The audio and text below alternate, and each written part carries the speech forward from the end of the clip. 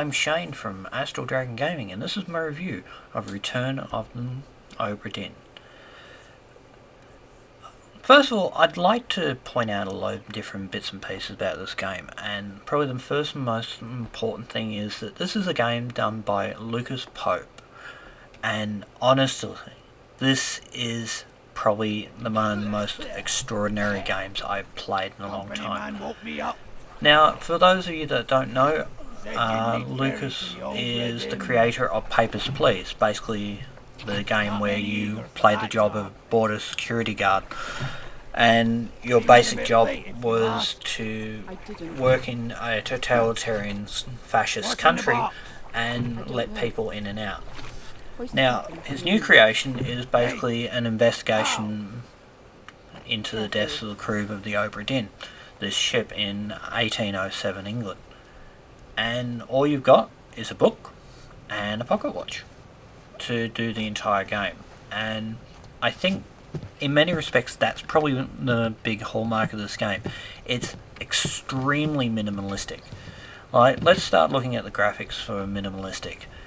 The reality is this game is done in a monochrome. It is done in what is called 1-bit presentation. And it means 1 bit of colour. It has one highlight and black. That's it. So it's very, very straight and to the point. It's a very interesting design, as you can see as I'm switching through the different monitor designs. These are old sort of monitors like a Commodore 2084 and IBM's and all that. It was a really interesting sort of idea where the detail of this game is not so much in the graphics but in the actual texturing, which is the old sort of dot texturing, which I have not seen since the old Apple IIe, and that's a long time ago from where I stand.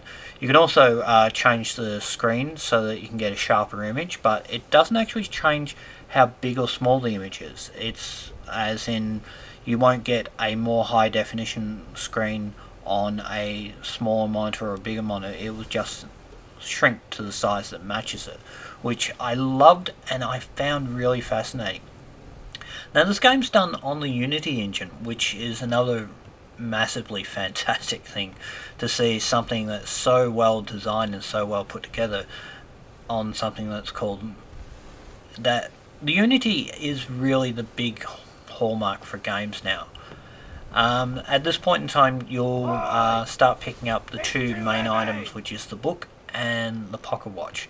They're two items that allow for you to be able to identify and find out who died and who lived in this game. Now while we're running through this little cutscene, I'll talk about how this graphic style is so intriguing, because you even look at the little guy that took you over with the ship in the rowboat. His detailing and his body structure and how it all looks is really fascinating, and even the book as it moves and its shadow changes the dot sort of rendering as it goes, and the flipping through the book and everything. There are truly some amazing things. Incidentally, you cannot skip through the book the first time. You actually have to go all the way through the book before you can actually hop out of the book, which is a pain in the ass. But the upside is it tells you how to actually control the book right at the end of the book, which is quite useful and helpful. And this is the coup de grace, the pocket watch, which will help you. It gives you the translate, remember death, and that's basically what you do. You're remembering each person's death on the Obra Dinn. And I loved how this graphical style really gave rise to how this game really looks and really feels as you're playing the game. So we'll move on and we'll start talking a bit about the sound and the music. Now the sound is a really interesting thing here in this game, because right here it's giving you a lot of the ambient sounds, like you're walking, you're moving around, climbing up things and climbing down things, and then on top of that it's the music. The music will come in and come out. Now we'll just listen to this for a bit. Captain! Open the door! Kick it in. Lest we break it down and take more than those shells! You bastards may take exactly what I give you!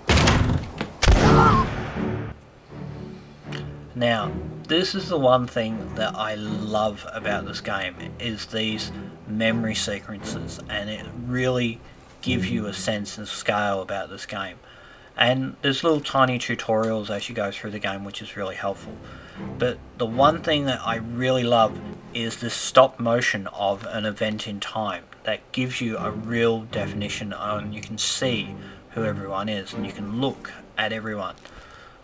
So you'll start to find out how to find people in the book and give them memories and ideas and different things. It's really a fantastic design and a fantastic overall presentation that really lends to this game. These little memories of what happened in history and whatnot, and it makes you get so involved with the storyline of each character in the game, which I loved the most.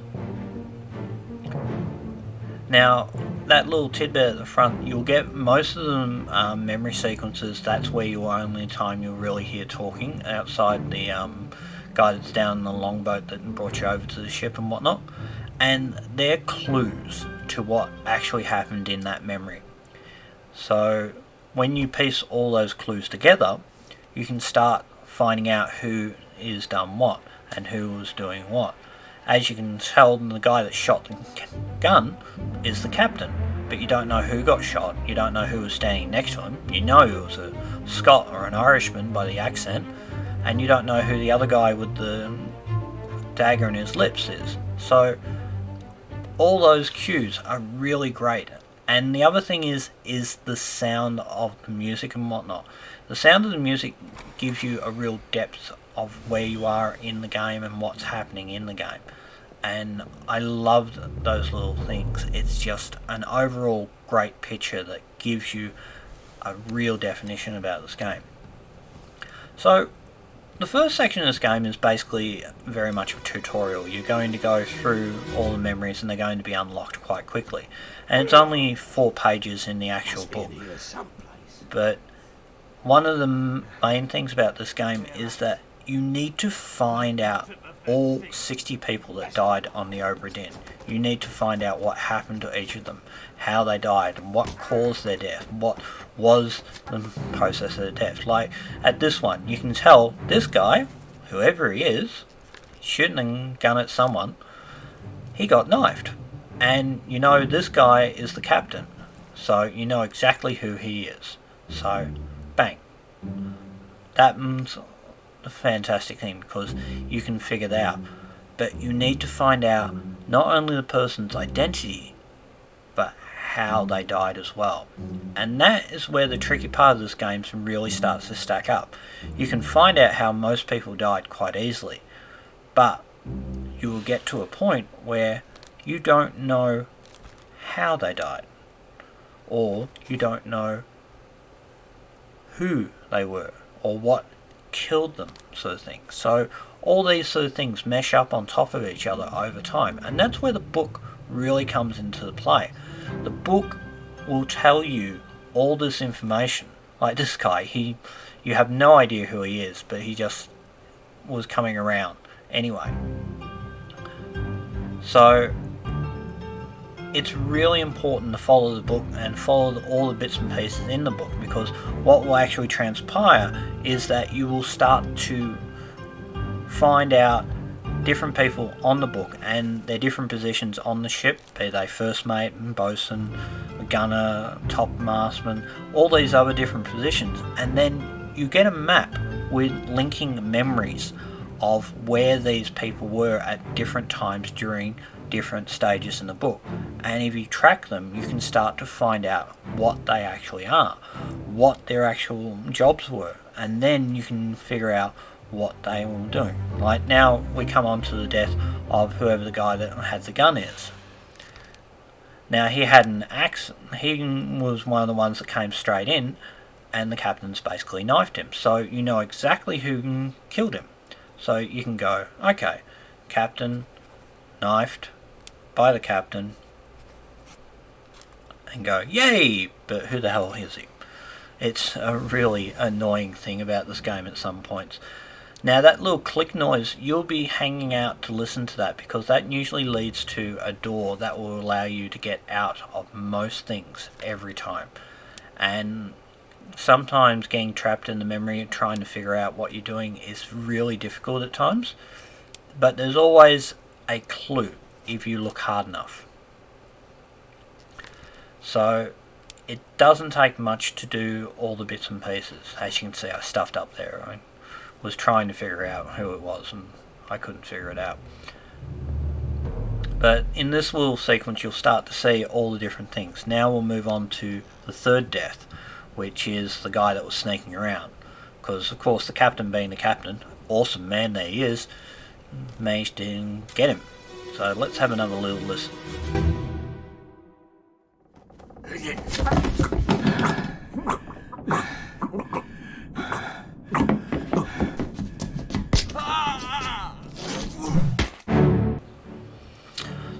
So as you can see, Captain, being the ultimate warrior that he is, he still got stabbed in the side, but he still kept on going, took out the other guy. And again, I don't know who this guy is.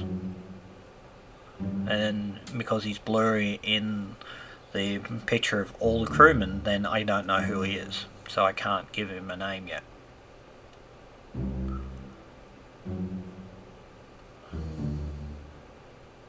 I love the overall sort of effect of it though. It really is quite interesting. So here, you know the captain, you know what's happened all to that, and it just moves on from there. Now, as a little spoiler, at one point they get attacked by a kraken, and some of the squidgy crackling noises of how people get killed by that thing or whatnot, it is so great. I love that overall sound because it's very indicative of what you expect for a seafaring thing, but at the same time it comes as a very big surprise suddenly in this game, because you think, oh yeah, everyone died. But no, not everyone died. It suddenly becomes something much more mysterious, and you're trying to figure out the story that you're getting snippets, but you're not getting the overall picture, and that's really an interesting thing about this game, and I love how they did that with this thing. So hands off to Lucas, because it is a really overall fantastic game. Now we'll putter along and we'll have a look a bit more of the story, but once again we go back to the book, and whoever this guy is, he's clearly one of the seamen, and you know his fate. He got struck, but you can't use tail, leg or whip, so he got hit by a spear. You can't say he got spiked by creatures, because that makes no sense. So he got hit by a spear by the captain, and that's the only answer you've got. So there is a lot of leeway with trying to figure out these different things of how and why a person got killed and whatnot, and it leaves you with a lot of questions and a lot of second guessing yourself every time you're going through one event to the next. So it makes it very, very difficult.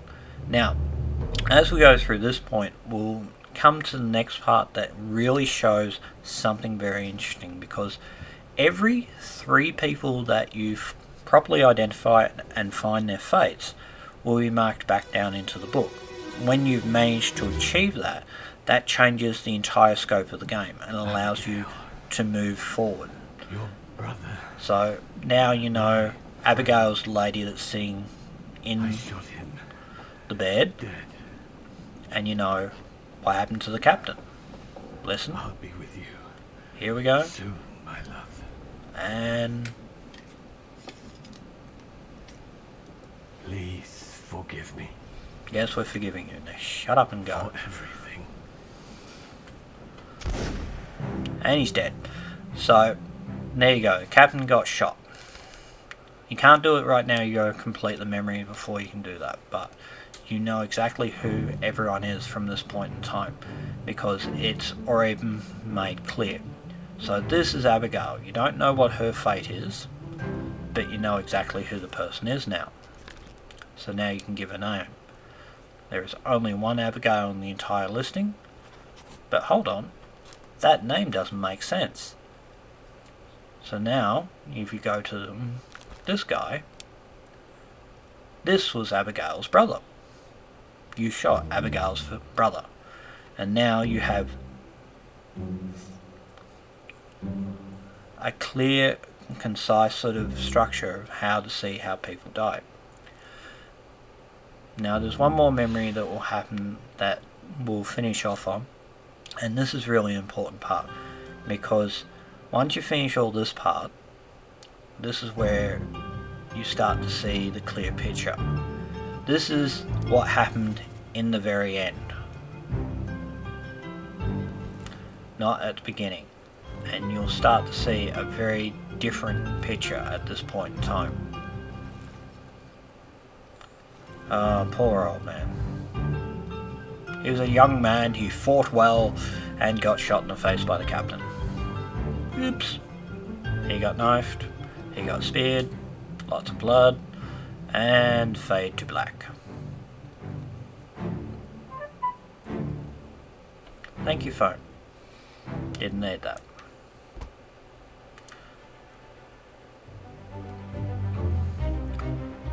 So now you can give a full fate to the captain. Suicide. And there is a lot of ways that a person can die. So all these different things can advance the story quite quickly, so you have to find very specific things to advance these stories, and that's what makes this a very interesting game.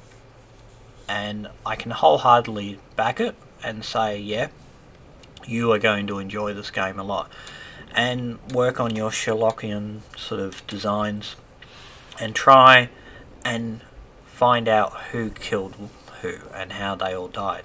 Now this is the other thing that helps you to progress the story. Now we know who Abigail is, but it opens up a new memory, because you didn't know. There's a name.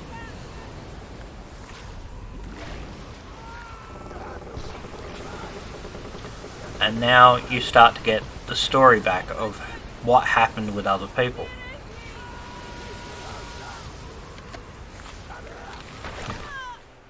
Ooh, so now you know Abigail died by getting crushed.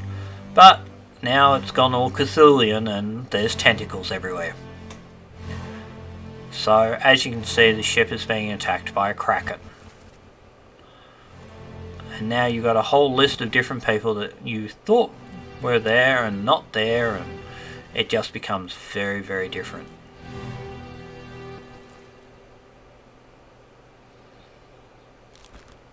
Here, you know, I can figure out that Martin is the guy that was talking to near Abigail at the time. So that helps immensely. More tentacles, more people scared shitless.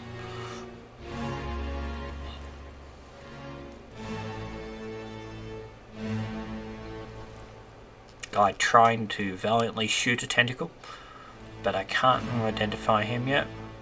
I can't get there because that's actually ocean that's swapping over. There's a guy, I believe he's the helmsman if memory serves me right. Yep, he's standing near the helm, that would probably make sense. Yes. Finley Dalton. I have no idea how he died. I assume he got drowned or got crushed by a strange tentacle thing.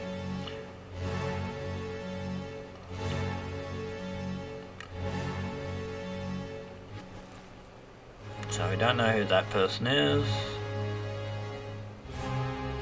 But we don't know who that person is, but there is a clear picture of who that person is. So it's just this investigative sort of idea and moving forward. So now we're in a different chapter of the book. The Doom. So something bad happened at this point in time. So now you're going to, as you can see, it's tentacles, which never ends well for anyone.